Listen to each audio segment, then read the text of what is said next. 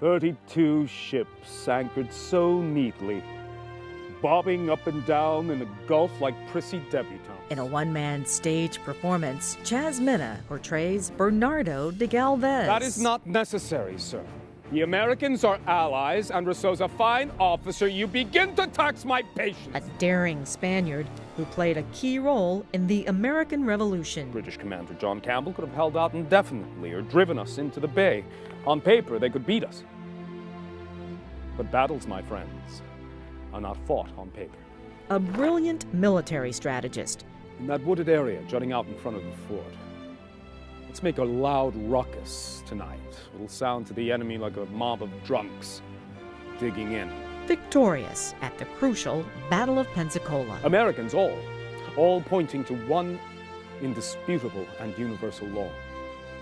The practice of virtue washes fear clean from our hearts and makes us happy.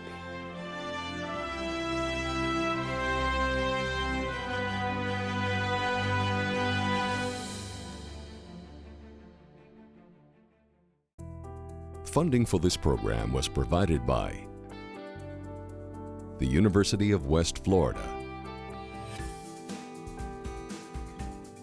and by the Escambia County Board of County Commissioners, with additional support provided by the Pensacola Archaeological Society and by the Florida Humanities Council.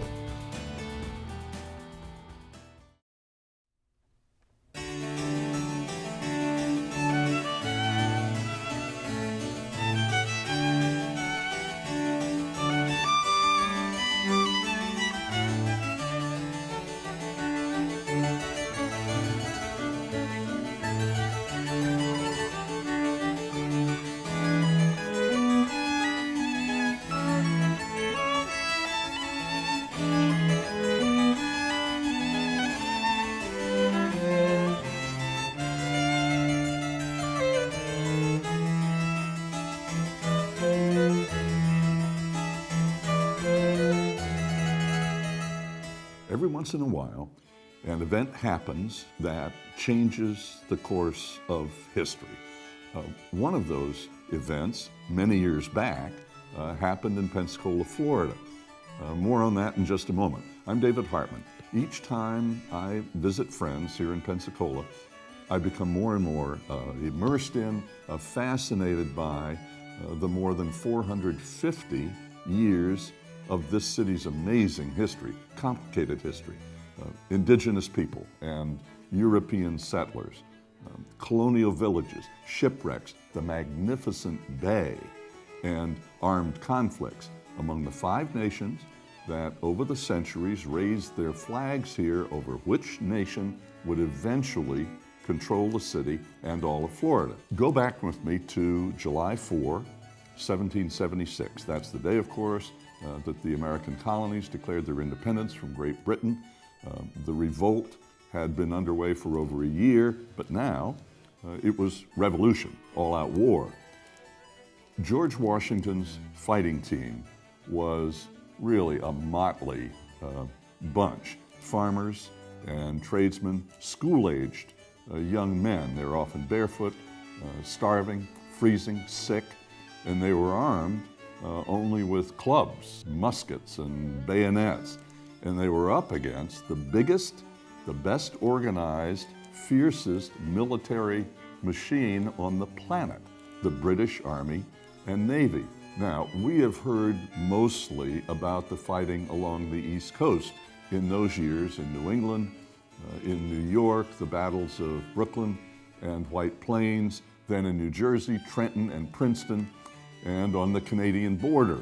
But the British also controlled the Ohio River and the Mississippi River Valley all the way to the Gulf of Mexico. Washington's outgunned colonists really needed help. And in the late 1770s, it was Spain and France. They were answering the call with weapons, with gunpowder and medicine, and of course with money. The year was 1777. when a young Spanish military officer, Bernardo de Gálvez, only 30 years old, arrived in Louisiana. He very quickly became Major General of the militia, then governor of the Louisiana province. Louisiana was much bigger than the state we know now. It was a huge territory. It stretched from the Gulf of Mexico to the Rocky Mountains to the Canadian border. 25 years later, the United States, of course, bought it, the Louisiana Purchase, which doubled the size of the young country. But now, in 1777, with the British in control here, Washington's western and southern flanks were exposed. And he really had his hands full on the East Coast. Well, Galvez pledged himself to helping the American colonists win liberty. His mission, take on the British forces up and down the Mississippi and along the Gulf Coast, the forts at Mobile and Manchac, Baton Rouge and Natchez, protect New Orleans, and eventually Pensacola. If the colonial army was a kind of motley bunch, how to describe Galvez's troops? Well, they were an early reflection of what became known in America as a melting pot. French and Spanish, free Negro and Mexican, Cuban, Creole and Anglo-American. And as his small force gathered steam, it grew as more and more volunteers joined the fight. And before long, he commanded some 7,500 men, and they were all committed to whipping the British. So, how successful was Galvez? What did he and his troops actually accomplish, and how'd they do it? Well, best to hear it from him. Here, as Bernardo de Gálvez, is Mr. Chaz Mena.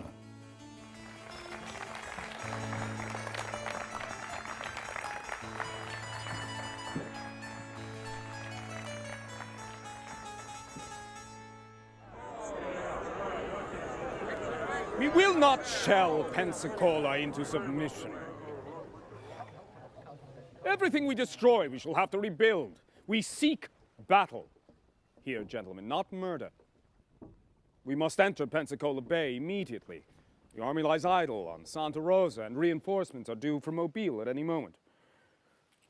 The guns at Red Cliffs. The guns at Red Cliffs are too far away to hit us. Now, gentlemen, Captain Rousseau of my ship, the Galveston, has sounded this bar, and he believes that we may all enter at high... Yes, Admiral Calvo. Yes, Rousseau, the American. That is not necessary, sir. The Americans are allies, and Rousseau's a fine officer. You begin to tax my patience, sir. Gentlemen, my army is floundering on Santa Rosa Island like a goddamn whale. We will over this bar and force our way in. I sense a lack of audacity here, senores. Forgive me.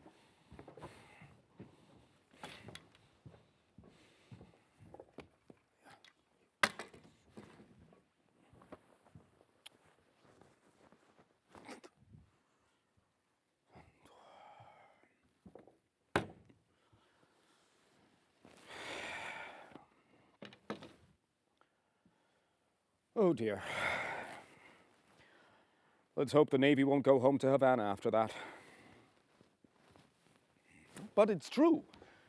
Guns at Red Cliffs are over 2 miles away and at too high a grade to hit anything. It'd be like shooting at flies with a cannon. It can't hurt us. The Navy's too frightened to enter Pensacola Bay. That's it, the long and the short of it. Fear! Because it reigns supreme in the hearts of most men, fear is the foundation of most governments. Mr. John Adams of Massachusetts.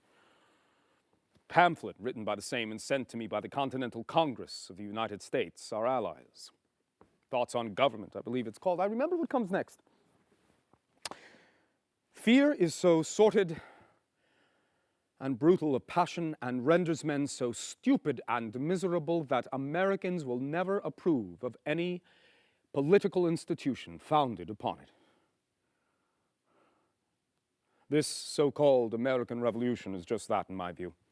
A war, many times a reckless one, against the greatest enemy to mankind.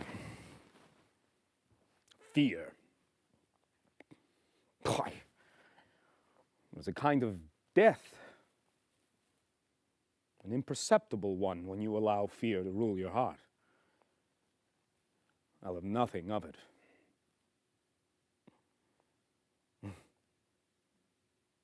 Though it was fear of the British that brought me to Louisiana in the first place, as general of the militia.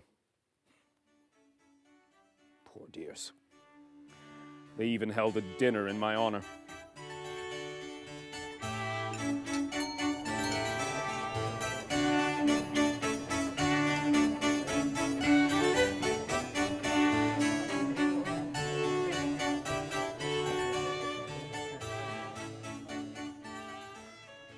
Ah, Monsieur Saint-Maxin. Bonsoir, monsieur. Let me assure you, the French Creoles of Louisiana have nothing to fear from Spain, and least of all from me. We will not require you to take siestas, nor will we force you to eat tortillas or play the castanets. Your lovely daughter? Why, of course. Mademoiselle... Oh, pardon, madame. Ah, my condolences, madame. How long now? 5 years. 5 years. Well, madame, messieurs, I place myself at your disposal. With all of my heart.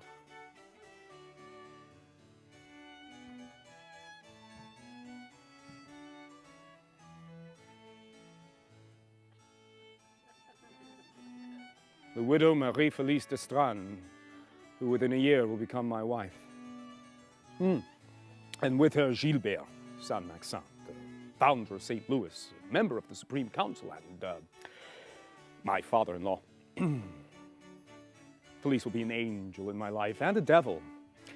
Describing me at a recent staff dinner, she said, "It's all heart with Monsieur de Gálvez in everything he does, while Madame de Gálvez supplies the head in everything he does."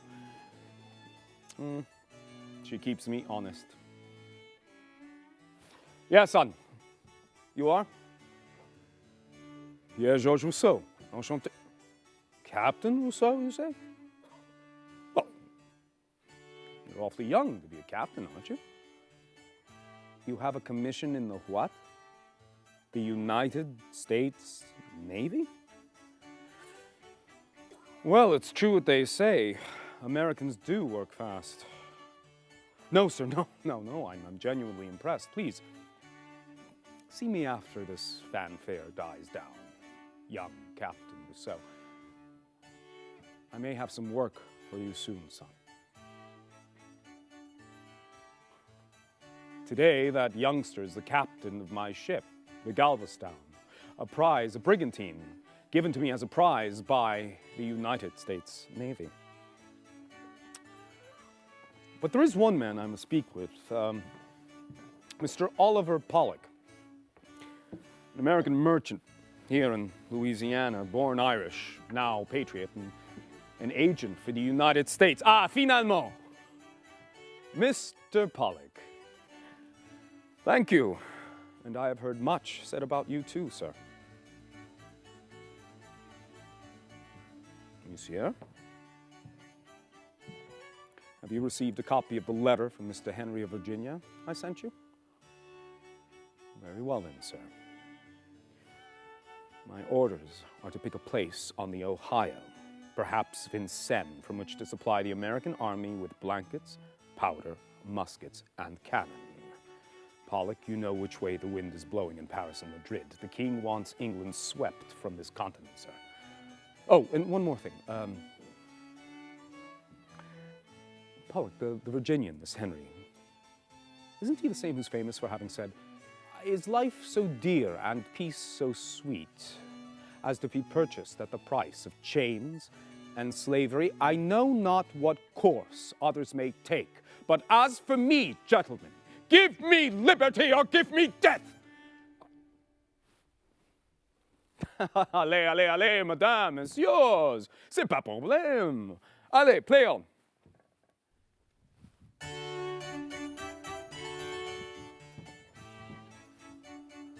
See me bright and early tomorrow morning, Oliver. I would put this plan of Henry's to work as soon as possible.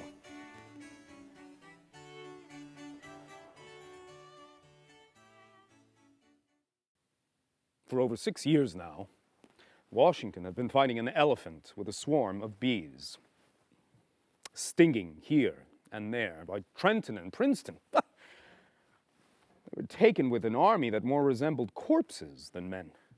We kept a close eye on all events and a close ear. Why, even in New Orleans, we heard the little ditty being sung about Lord Howe wintering in New York. Stop me if you've heard it. Sir William Howe, he's snug as a flea. Have you not heard this? Nay? Lay all his time a-snoring, nor dreamed of harm as he lay warm in bed with Mrs. Loring. La la. The war slowly came out west. I acted accordingly. I would fight the British, as Washington had. Well, I had no other choice at the time, really. Louisiana was surrounded. British Mobile right next door to New Orleans, our capital. Pensacola, their capital, but 170 miles away. British forts, Michilimackinac, Detroit, Pittsburgh, Panmure, Natchez, Manchac, all ready to muster at any given point along the Mississippi. Not forgetting the 1,000 Indian allies in the Ohio Valley wanting Spanish scalps. We were to be buried, ladies and gentlemen. There were barely 17,000 people in all of Louisiana. Help from Havana? Hardly. By the time the governor of Cuba would send us help, the British would be feasting on beignets under the portrait of Charles III in my office. But war came. Accompanied by bad weather, which always seemed to serve King George III as if by royal decree. New Orleans was flattened by a hurricane. Gunboats sunk in the harbor, flooding everywhere, food and water contaminated. And on top of all this, the people of New Orleans hadn't learned that I had been appointed their new governor. Citizens! I've just received news from the king who wishes to appoint me as your new governor. Now, I cannot avail myself of my commission without swearing before all the people of this province and its Supreme Council that though I am disposed to shed the very last drop of my blood for Louisiana, for my king,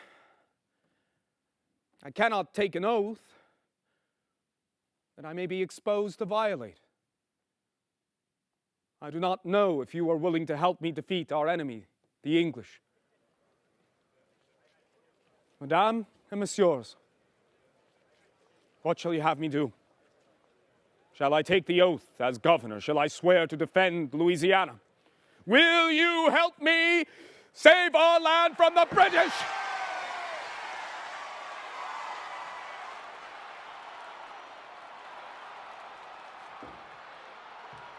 The council stood as one and said that speaking for the people, we tender you our lives.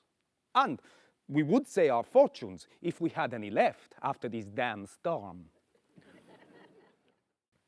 Ladies and gentlemen, battles are won by getting there first.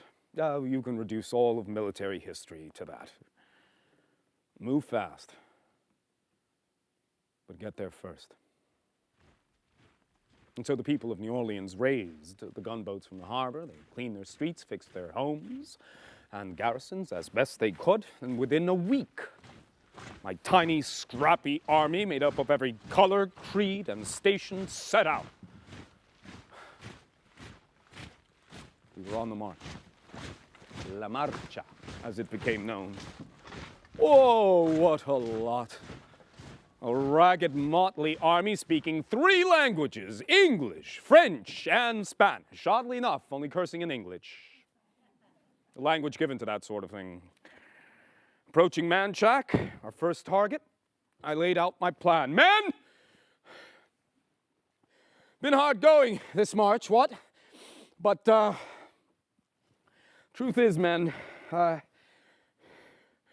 we're not here to reinforce San Gabriel, our fort opposite the British at Manchac, no. Men, we're taking Manchac!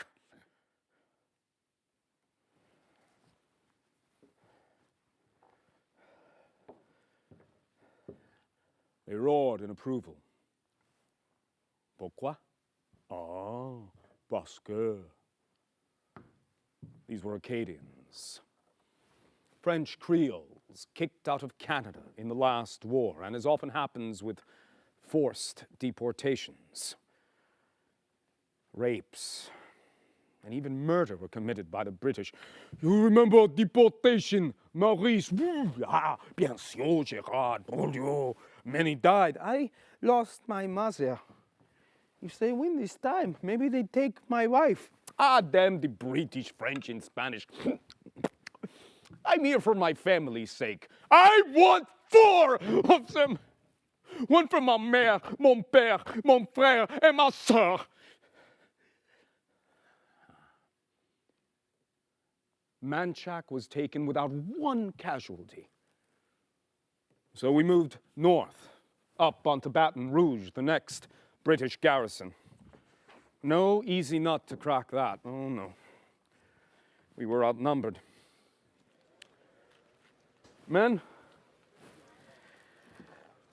we shall take this fort and go home tomorrow.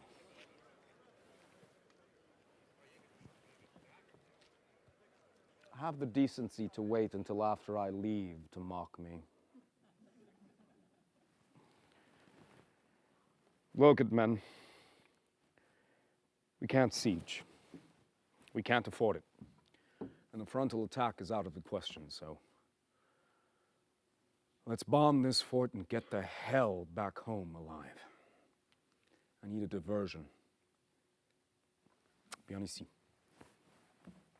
In that wooded area jutting out in front of the fort, let's make a loud ruckus tonight. It'll sound to the enemy like a mob of drunks digging in.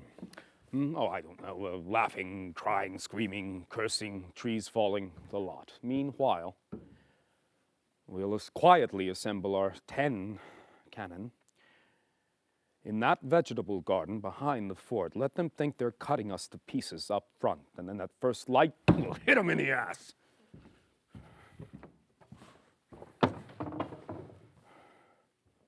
After 7 hours of bombardment, at 2:30 in the afternoon, 2 British officers came out carrying the white flag of surrender.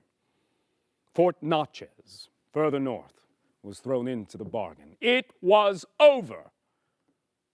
For now.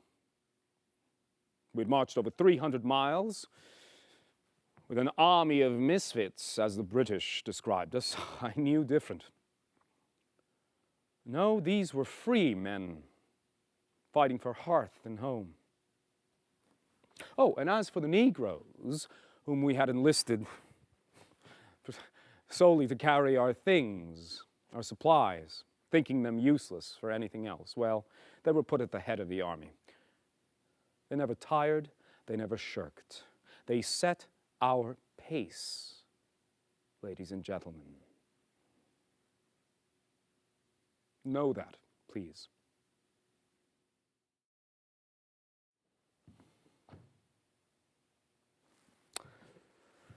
And so New Orleans was made safer.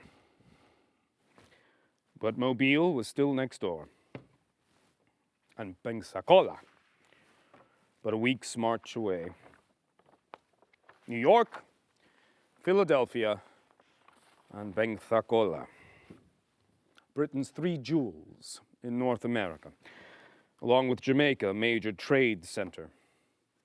Sweetmeats from India, silks and brocades from Cathay, fine porcelain from England, ordered into a well-run harbor, eclipsing Spanish and French trade. No. Pensacola was always the prize. But with Mobile there would be no Pensacola. I needed my supply lines in one long line east.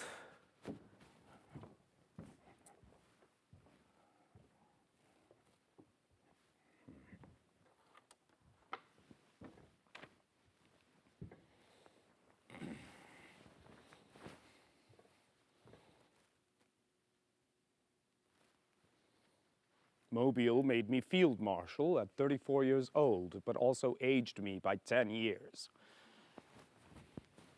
Approaching Mobile, we were hit with another hurricane. 750 Louisiana militiamen in sinking boats in Mobile Harbor opposite Fort Charlotte. Yet they took Mobile, my men, not I.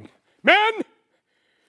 The Honorable Colonel Durnford, British commander at Mobile, has capitulated. I hold the terms in my hand. La Mobila es nuestra. Le Mobile es la nostra. Mobile is ours, men.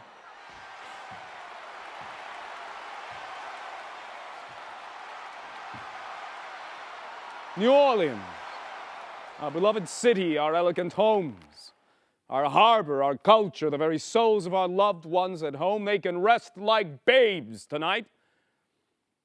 They were defended by you. Never before in history have shipwrecked men carried out a siege successfully. You rescued our guns from sinking ships. You endured pain and hunger, slept on the ground when not on duty, and you took Fort Charlotte within 10 days. Why, you're living proof that no man is born great. He must become great. Perhaps the future of this continent is secured if it breed men like you. May your country always open to you the way to greatness. Men, I'm humbled by your bravery and by your sacrifice, but above all, by your love for each other.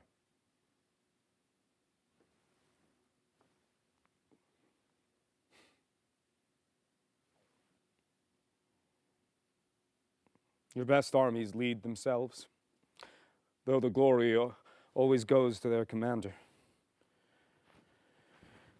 Mobile made me field marshal, but they did it, not I.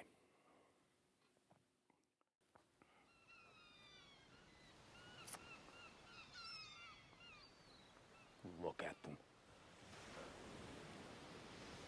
32 ships anchored so neatly, bobbing up and down in the Gulf like prissy debutantes.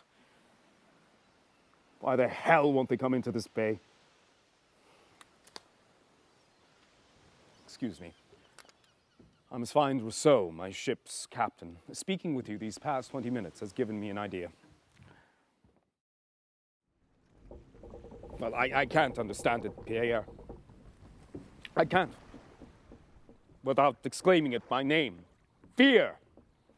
They're scared, my boy. That's all there is to it.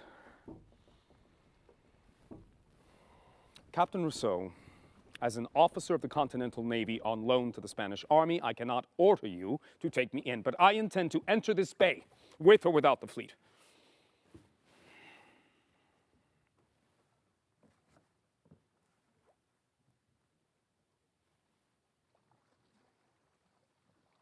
Ha! I knew you'd come with me. Come, let us find ink and paper, yeah? You know what Voltaire used to say about being contradicted, don't you? One way to win arguments is knowing how to ignore them altogether. Bring me that spent cannonball, my boy. Yes, that's right. One of those that were fired at us today.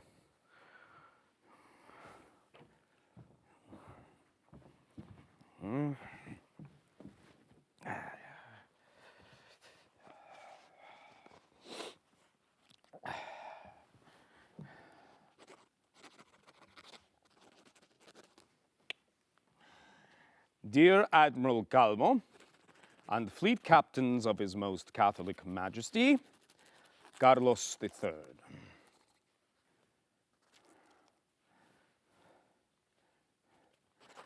received this 32-pound ball in the camp today. One of those fired at us from the fort at Redcliffe. A present to you now.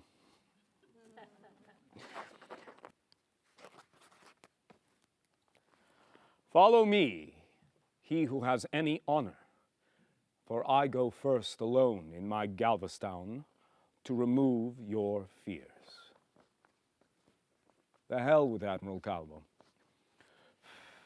The fleet captains will come in after us. Pierre, I wager any amount of money they'll come in after us.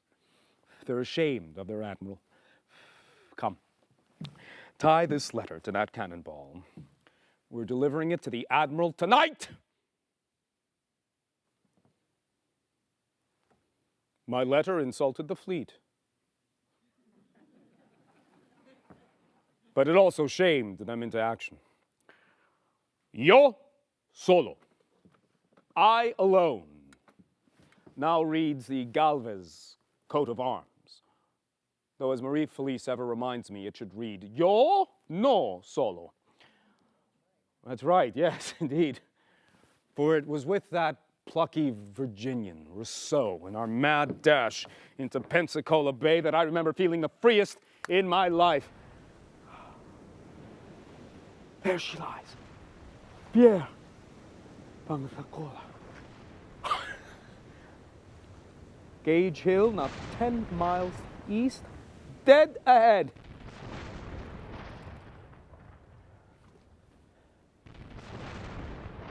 Fort George at the crest of Gage Hill. Prince of Wales Redoubt, which is round, like a sombrero. And the Half Moon Queen's Redoubt. All in a row. Which one shall we have a go at first, eh, Pierre?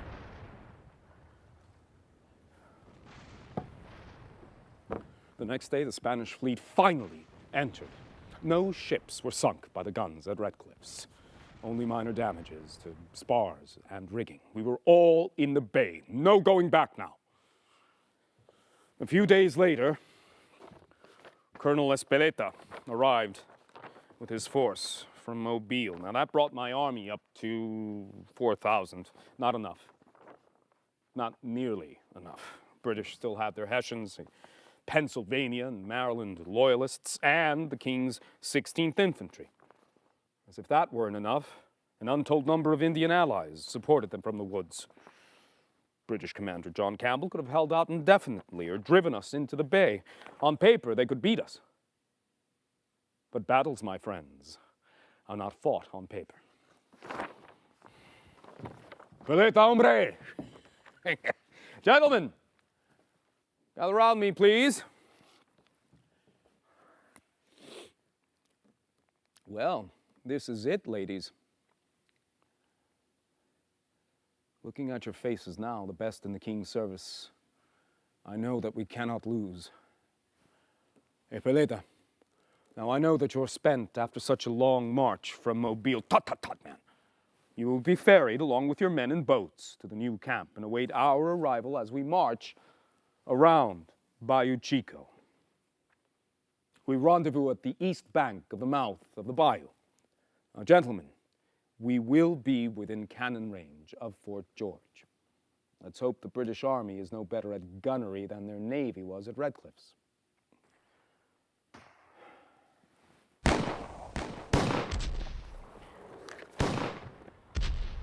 Oh, they were better. We had to move inland, fast, up Bayou Chico, beyond the gun range of Fort George. But you see, we needed to find higher ground. They were shooting down at us like fish in a barrel. And so Espeleta and Navas, our quartermaster, they went out and they found us at Dam Hill.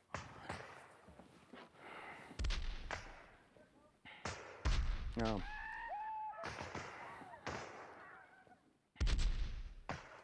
just at the head of Bayou Chico,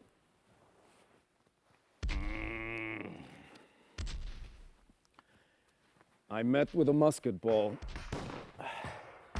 defending against one of the incessant Indian attacks. It almost took my finger off and buried itself in my belly. ¡Navas! ¡Espeleta! Vengan.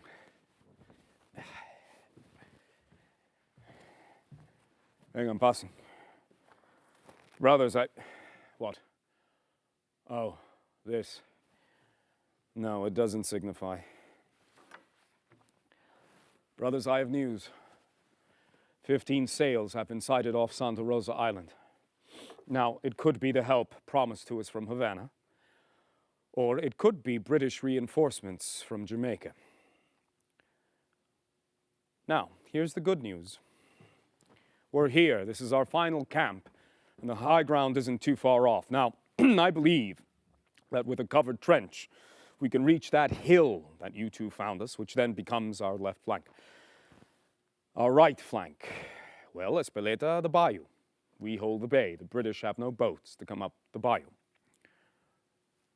We're here, gentlemen. We're not leaving. We stay and we trench to the hill. And if those 15 sails turn out to be British, remember why we're here. I want Pensacola back. Señores.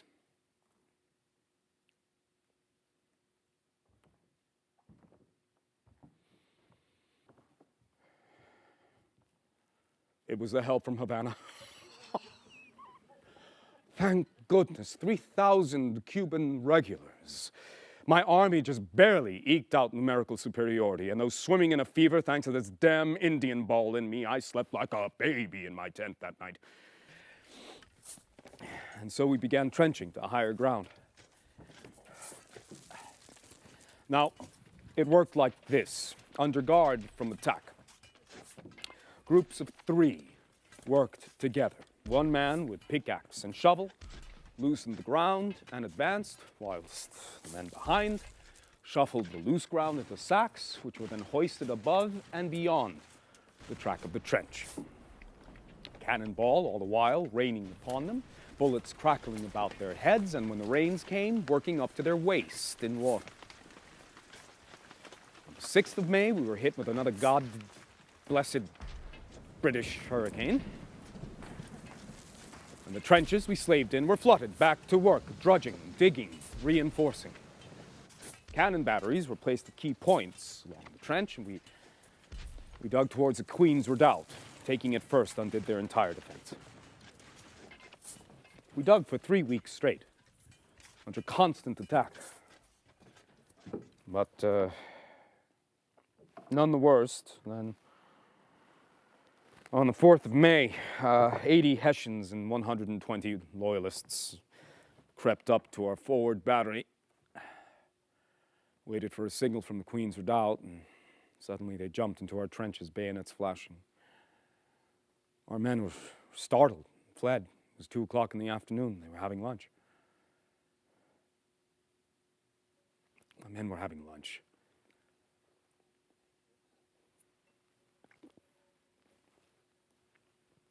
The cannons were spiked. Men were taken prisoner. 20 men were killed. Same number wounded. Bad day. It was a model attack timed beautifully. Of course, they're good, the enemy. Many of our men ran for their lives. So the next day, I announced that any man caught abandoning his post would be shot for cowardice.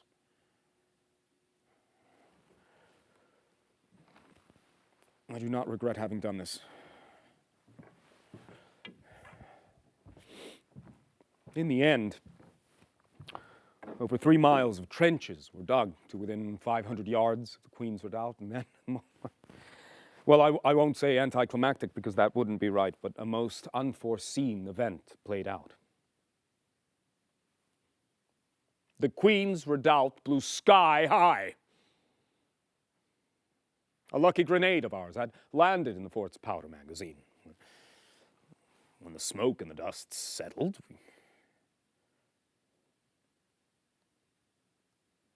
the scattered remains of over 100 men were revealed to us. And These were men who were, by now, in a sense, we were familiar with. We had smelling their tobacco in the morning, their fried bacon, listening to them cursing and praying. We had trenched so close to them, you see, we began listening for each other.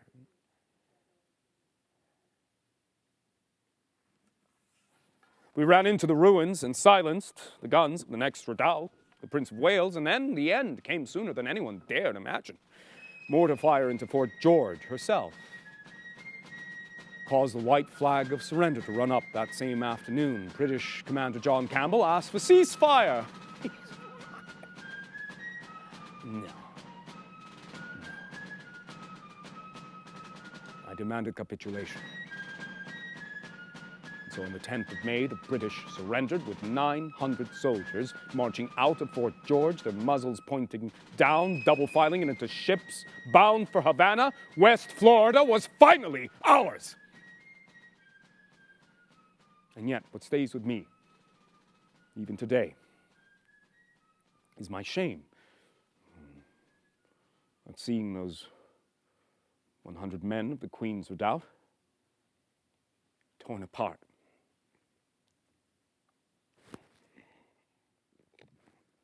Perhaps this is a natural check in all men, this shame I feel, lest we come to love killing too much.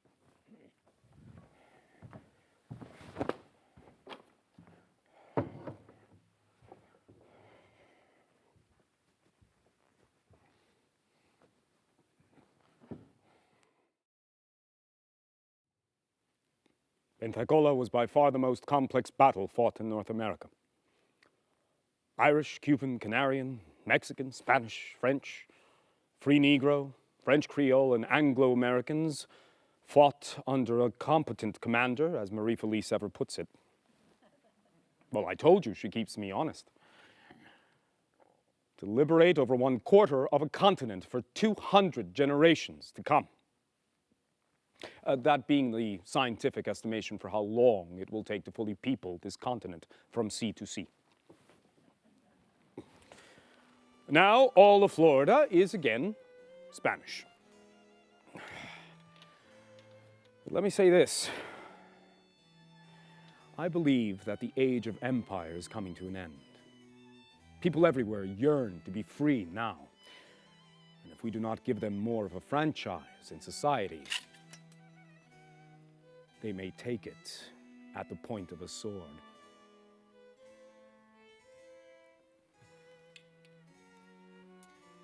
Now, all the world looks at America with much anticipation.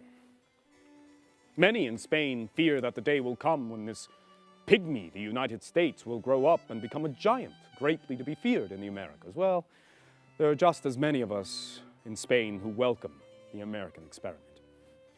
As for me, this is what I learned from my time in America.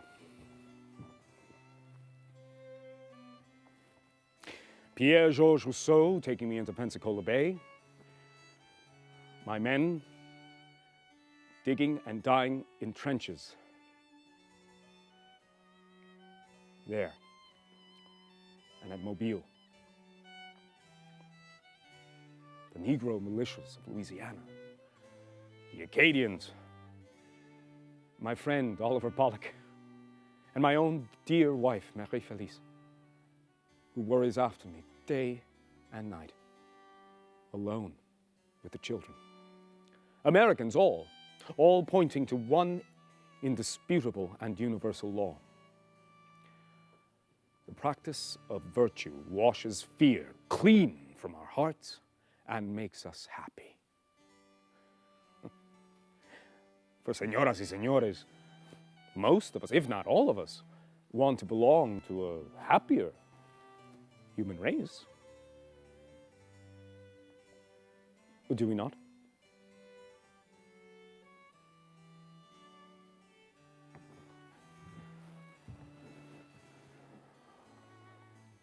I am your humble servant, Don Bernardo de Gálvez.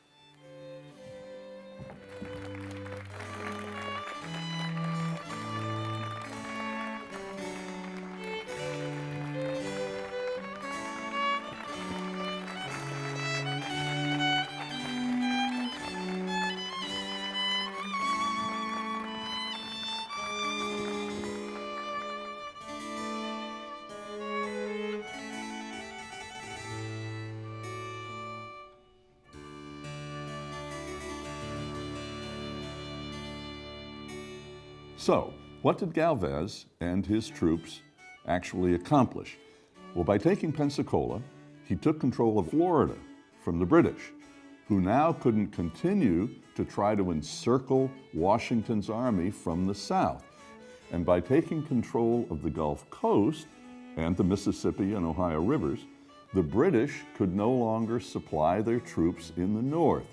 These victories were a giant boost to Washington, who could now focus totally on the fight on the eastern seaboard. It was now the summer of 1781. The British forces under Lieutenant General Cornwallis were being pushed from the Carolinas up into Virginia, where Cornwallis made Yorktown his base of operations. In October, and this was just 5 months after losing Pensacola and Florida, Cornwallis was cornered. He was surrounded by French ships that had sealed off Chesapeake Bay and by the Patriot Army on land.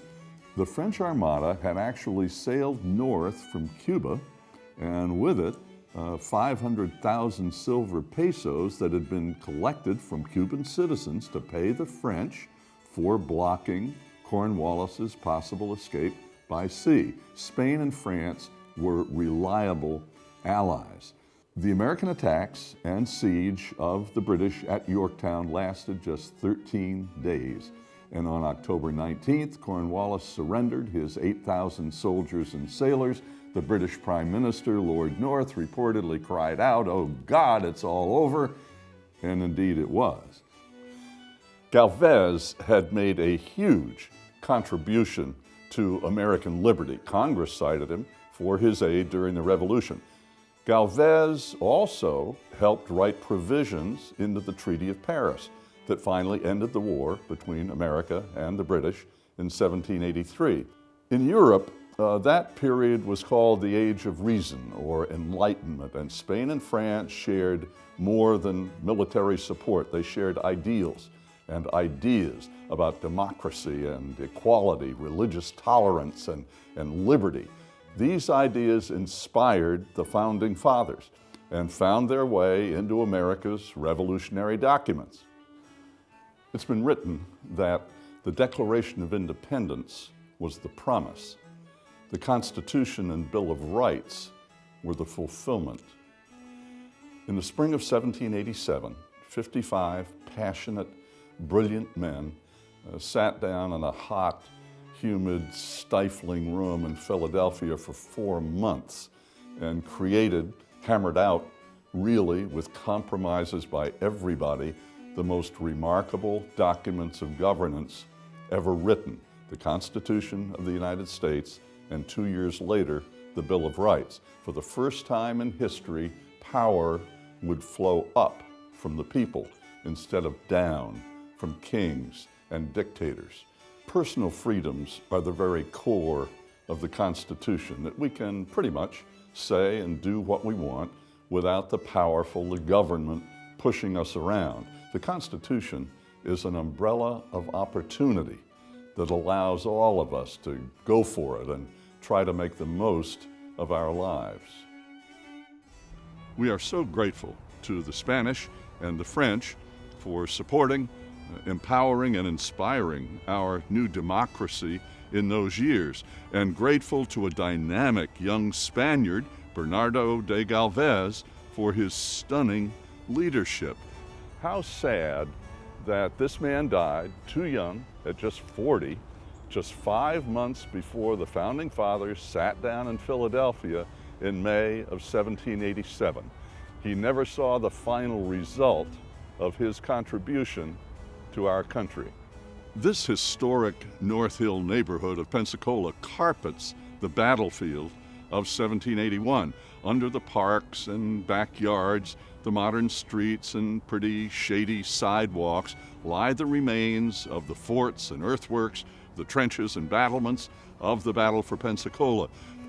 Walking these streets, one can almost hear the rumble of cannons, the fife and drum beats, and look out and see the masts of the Spanish fleet on Pensacola Bay, and recall with gratitude the service to our country of Bernardo de Gálvez.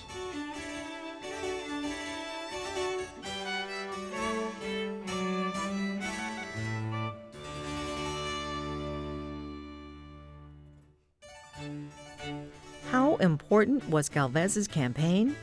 George Washington wrote these words on the progress of the expedition against Pensacola. Our whole attention is turned to the southward, which is at present the theater of the most important operations. A successful blow in that quarter may give a total change to the face of affairs there. The Spanish government honored Galvez for restoring Florida to Spain, which had held the territory for 250 years, before losing it to the British under the terms of the Treaty of 1763. Following the Battle of Pensacola, Florida remained a Spanish possession for another 40 years. Upon ratification of a treaty with Spain in 1821, Florida became a territory of the United States.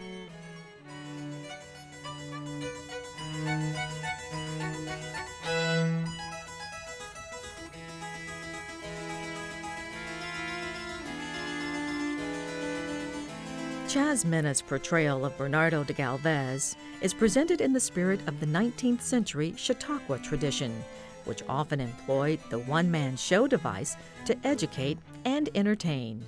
Following performances, the actor sits down with the audience and answers questions in character, such as this one, in which Galvez is asked to describe Pensacola as he saw it in 1781. Pensacola was English, of course, since 1763. After the first Treaty of Paris. Actually, there have been many treaties of Paris. It was the peace between England, France, and Spain in a previous war.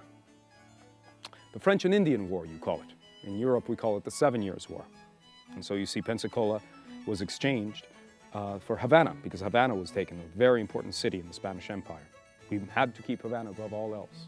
So we traded both Floridas, east and west, for La Habana. So from 1763, until 1781, which is when we recuperate Pensacola, there is unprecedented growth in the city. I must say, it's sad to confess, but when the British came in 1763, they found the horrors of a land, is the way they described it.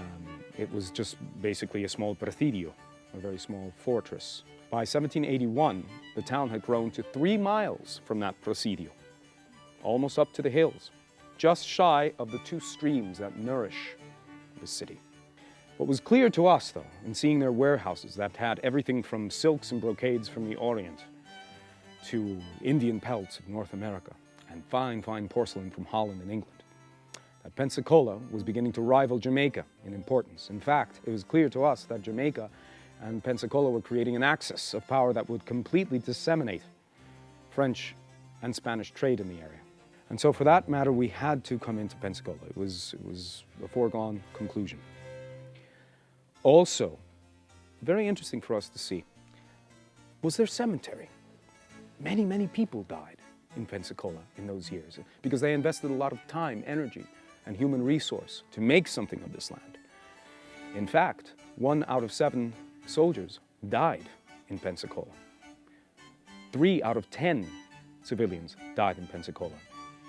The city itself, of course, was given a wonderful description by Francisco de Saavedra, who was with us. He came with the help from Havana. And he wrote extensively about the Aborigines, or as you would call them, the Indians of the area, but also very much of the architecture, the town itself. Very impressed, were all of us were very impressed by the well-ordered and spacious homes that we saw. They didn't have a place of worship.